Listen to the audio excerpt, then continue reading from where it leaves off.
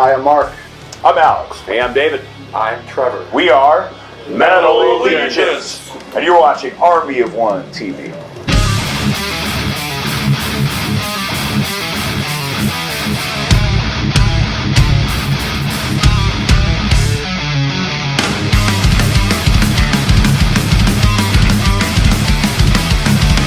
I think that one of the driving factors with this record is I was pretty adamant on the first record, and it didn't really happen to do an all-thrash record. So this record, I was really adamant this time. Like, we got to do a fucking thrash metal record. I know musically and lyrically, myself personally, had a lot to say lyrically and musically.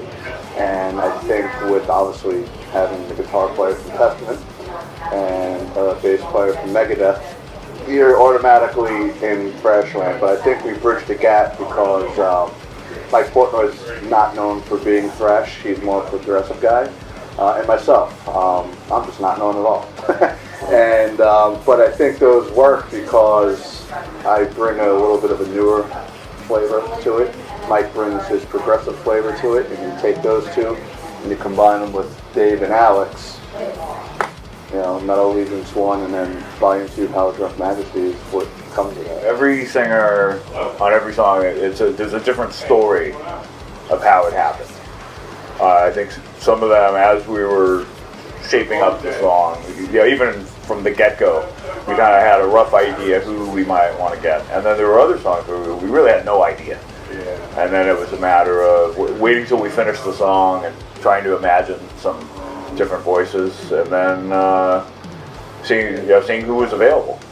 You know, one of the things, to Alex's point, there's one song that didn't even make the record because we couldn't get we wanted this certain vocalist, and it just scheduling, it didn't happen. So we're not going to just put anyone on a song just for the sake of putting it out and releasing it another song. So it has to be the right vocalist for the music. But then there are cases, Mother of Sin, for example, I remember jamming that, and I stopped and I started laughing, and I just yelled in the microphone, "Bobby Blitz!" Right away. And there you have it, you know. So there are cases like that. So it's King with the paper crown. It's like, okay, Johan. I'd already spoken to him about participating.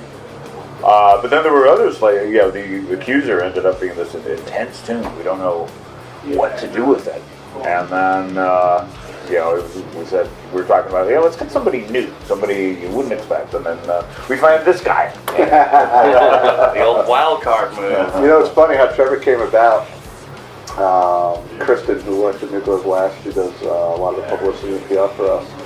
She posted something on social media about the Black Dahlia murder, and I clicked on it just to watch it.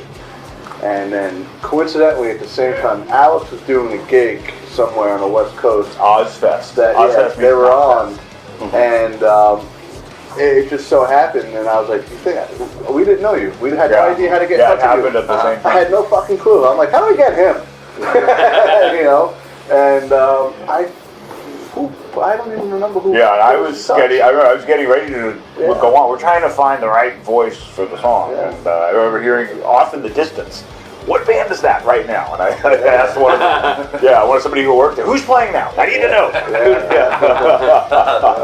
I think Alex. And then it turned out to I think Kristen. There you go. Mark Lewis got the email address. I sent it to Alex. Actually, I talked to Brian. Brian Slagle's a buddy. Yeah, okay. You were a lot of work. You were a lot of work. We gotta find this guy. I'm all over social media, man. Come on. I mean, it's a little bit outside the box from what I would do with Black Dahlia. It has some of the gruffness of it, you know.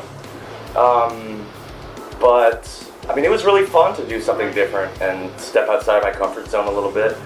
And I was thinking Slayer and German thrash metal, Sodom and stuff like that. And, we went totally early Creator, middle age. A little gruff. A little bit of that in there too. I really, for the chorus, envisioned I wanted to go like Tom Araya vocal wipeout high, you know what I mean? But I just can't do that. But yeah, you know what I'm talking about. The Angel of Death scream, you know?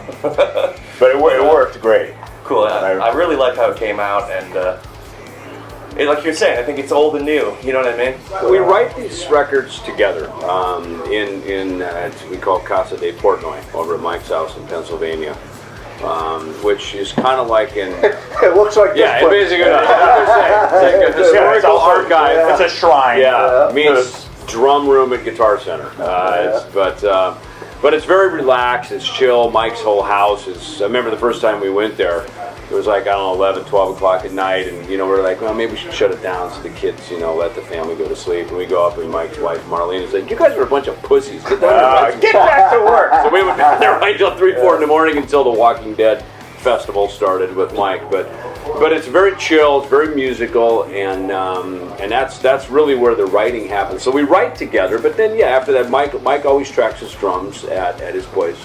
And then we move it from there, and Mark works at a studio, Alex has a place. Then this particular one, I did mine out in Arizona, which was kind of serendipitous because it opened the door to Max Cavalera being involved. He happened to be cutting a record at that same studio I was working at, unbeknownst to me.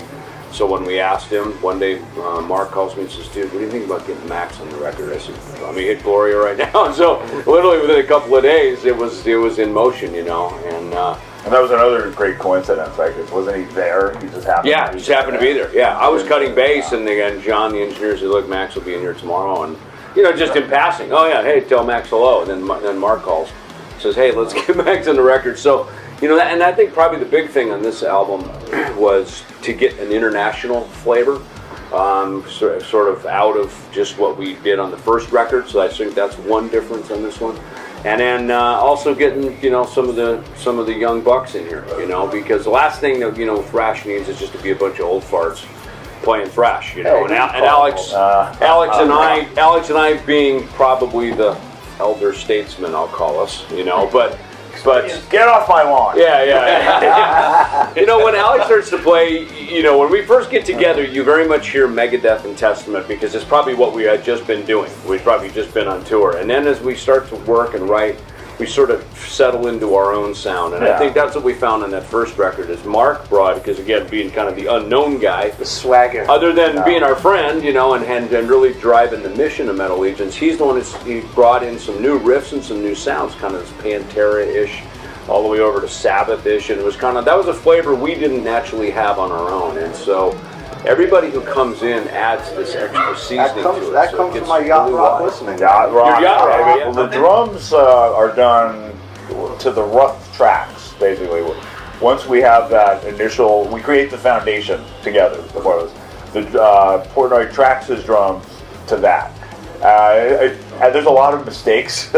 There's a lot of things that we know. Yeah, we have. They're rough. They're rough ideas. We're going to polish it up. But he can play the drums because we have the arrangements. So then we have drum tracks, and then we do our parts to the drum tracks. And once that happens, there's all these layers. It's this whole process.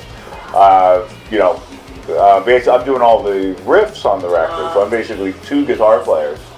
So I have to be those guys and then work out all the harmonies. That's nice to cut bass actually once guitars and drums are done. I think in metal bands, drums and rhythm guitar are really the foundation blocks. So Mark and I came in and I need those done. I like them done with drums. Normally it's drums, bass, then all guitars.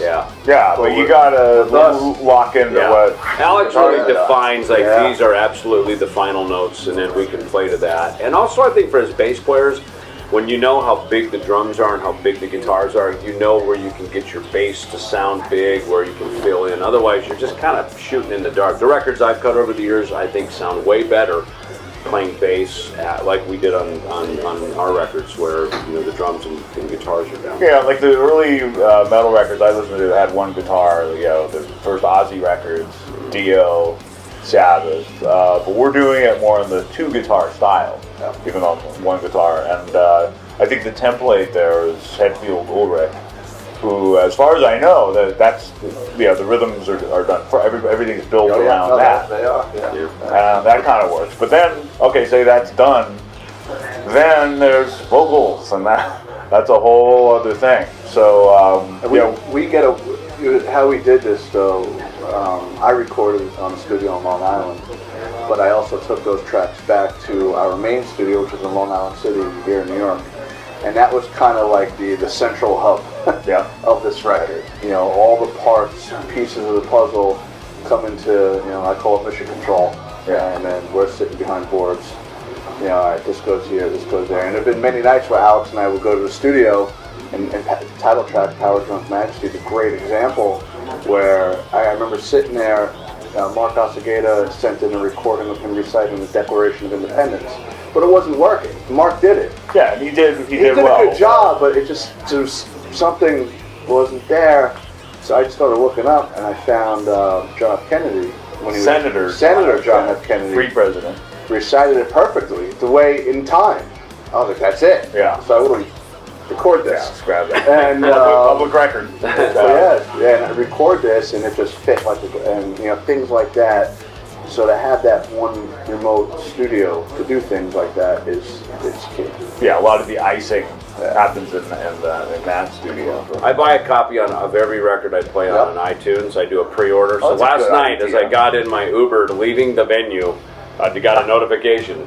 Power Drunk Majesty is now available. And so I listened to it and go, hey, there they all are. Because every lyric video we put out is kind of a setup leading up to it. That song would be available, but most of the record is still in pre-order.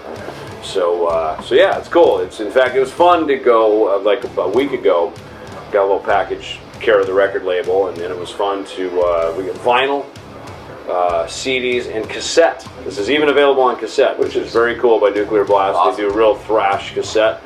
But just to put it in the car and just drive around town listening to a metal record the same way I listened to Number of the Beast, Blizzard of Oz, all my favorites growing up, you know, to just be a fan of our that was kind of the acid test. Am I going to be a fan of this? Because you hear it, you're very close to it. We're kind of like chefs in the kitchen. We're cooking and we're meddling over this thing. And sometimes when you get away from it for a couple months and you can sit back with it and listen to it, to me, that's the true acid test of your own music, is if you can be a fan of your own music. And it was just so cool to just hear it run top to bottom. Well, it's available everywhere: Amazon, local record shops, iTunes. All FYE, Yeah. definitely. FYE, we took over their Instagram yesterday, and there's a website, metallalegiance.com. There's a Facebook page, at Metal Allegiance on Twitter and on Instagram. It's pretty active. There's like always something going on, and we share a lot of posts with the extended network of members. So yeah, it's a good time.